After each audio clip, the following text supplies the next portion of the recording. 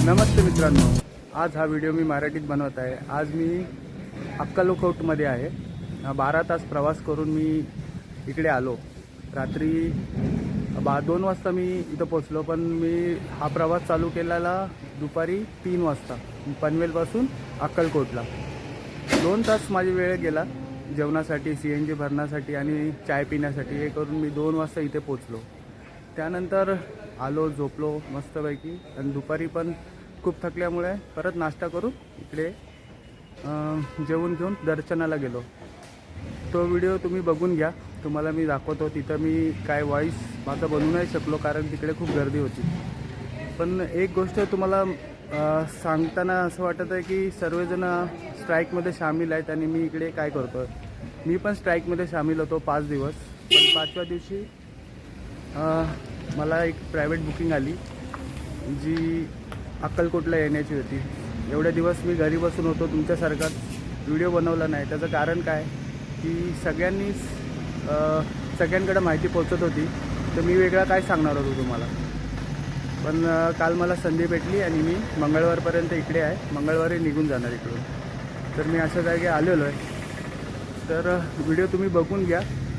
आणि इकडचं वातावरण पण चांगलं आहे आणि त्यानंतर मी पुढची गोष्ट तुम्हाला सांगतो, कसा रूम आहे काय त्याचे पण दाखवतो तुम्हाला। खूप काही गोष्टी तुमच्याशी बोलायच्या आहेत, पण ते नंतर मी बोलीन, कारण सर्व लोकांना माहिती आहे की काय वातावरण आहे मुंबईमध्ये। स्ट्राईक चालू आहे, काय पद्धतीने रेट घ्यायचा याचा पण अंदाज नाही आहे। सगळ्या वेगळ्या लोकांचं वेगळं प्रकार आहे की कसं कस्टमरला कन्व्हिन्स करायचं। जर कन्व्हिन्स केलं तर कस्टमर ऐकतील का नाही ऐकतील, या आपली कंप्लेंट टाकते, आपल्या आयडिया ब्लॉक होतील, ही खरी गोष्ट आहे। त्यामुळे पुन्हा सगळेच वेगळ्या दोघांची वेगळी सोच चालली आहे सगळ्यांची, कशा प्रकारे गाडी चालवायची। पण मंगळवारी हा प्रश्न सुटेल अशी सगळ्यांनाच भावना आहे सगळ्यांची। पण तुम्ही रेडी राहा, बघूया पुढे काय होतं आहे। नाही झालं तर स्ट्राईक जारी राखायला लागेल। रेट तर वाढून आपल्याला पाहिजे, आपल्याला जमणार नाही। पण मला ही संधी भेटली देवाच्या कृपेने, तर मी आज इथे आहे। तर तुम्ही हा व्हिडिओ बघून घ्या, तुम्हाला चांगलं तुमचं वेगळं जरा एंटरटेनमेंट होईल असं मला वाटतं। कारण एवढे दिवस ते स्ट्राईकचंच आपण आपल्या डोक्यात चाललेलं आहे, पण थोडा कम्युनिकेशन पण वेगळं झालं पाहिजे ना, तर दुसरे पण व्हिडिओ आले पाहिजेत। चला बघून घ्या, तुम्हाला मग थोड्या वेळामध्ये भेटतो।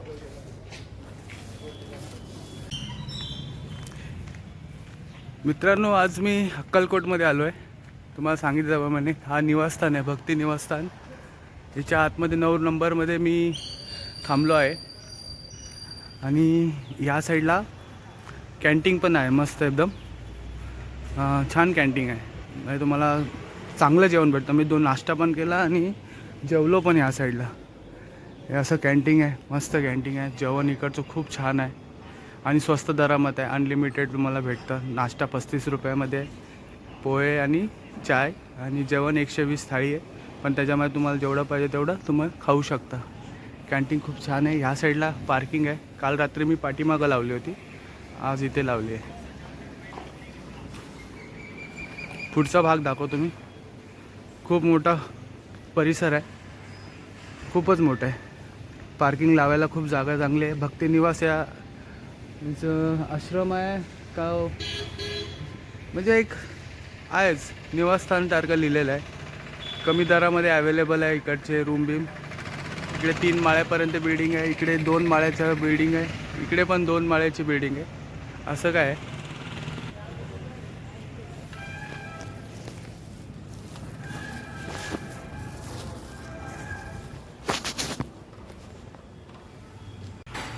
हा भक्ती निवासचा एंट्रन्स आहे।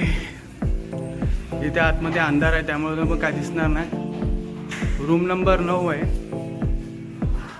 हा मला भेटलेला आहे। हा रूम नंबर 9 हा माझा लक्की नंबर आहे आणि तोच मला भेटला आहे। खूप दिवसानंतर 9 नंबर माझ्याजवळ आला, एवढे दिवस नव्हता। टाळा खोलूया चावी आणि मग आतला तो आत दाखवतो। खूप स्वच्छ जागा आहे। टाळा खोलला मी, आता चावी खाली पडली आहे, आता जस्ट चलली। बघा हे 2 बेड आहेत। हा मी सकाळी तेल आणि हे आणलं पावडर। हा एक बेड आहे। वातावरण बघू नका, हे सगळं वरती लटकलेलं आहे, हे बघू नका, ह्याला जरा बाहेर काढा. इकडचं पण चांगलं आहे, बेड आहे, 3 बेड आहे तिकडे. याची रेट तर मी तुम्हाला का नंतर सांगेन. याचं कारण असं आहे की ज्या ट्रस्टमध्ये थांबलो आहे ते मतलब ज्या निवासस्थान आहे ते याचे ट्रस्टीच आहे स्वतः, त्यामुळे काही टेन्शन नाही. आतली बाथरूम पण चांगलं आहे, लाईट लागली पाहिजे. हां, बाथरूम पण चांगलं आहे बाबा, छान बाथरूम आहे, स्वच्छ आहे, त्यामुळे इथे राहायला काही प्रॉब्लेम नव्हता. इथे मी थांबलेलो आहे. चला मग आता तुम्ही दर्शन करून घ्या, त्यानंतर मग संध्याकाळचा व्हिडिओ काय झाला आहे ते पण सांगतो तुम्हाला. तुम्ही याच्यावर ध्यान नका देऊ लटकल्या गोष्टींवर, कारण हे रात्रभर मी इथे होतो.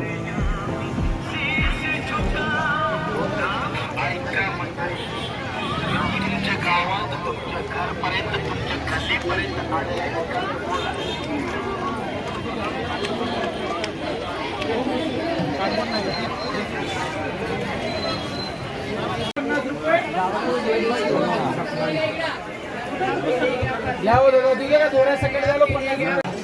ठीक है बाबा, हो बाबा. आप लोग ने गाना जरा हां हे तो लकड़ी वाला ये का बघा.